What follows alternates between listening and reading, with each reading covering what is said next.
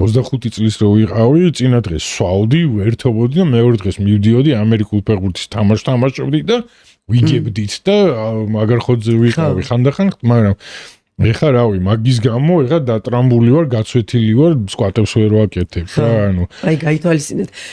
კაი გამოცდილება მოყავი ახლა შენ, იმიტომ რომ სადღაცას ეგ გირწყავს უეჭველი რა. 4 ოპერაცია გადატანილი, იმიტომ რომ აი კაკრას ეგრე ვიყავი. აი ეს პირველი მუხლის ტრამა საერთოდ სპორტიდან რასაც თამაშობდი, იქიდან არ მომივიდა. შევედი დარბაზში, ძიმე 5 წელს, გამოვედი ფეხბურთი ვითამაშე, ფეხი აუწი, ეს ჩაწყდა.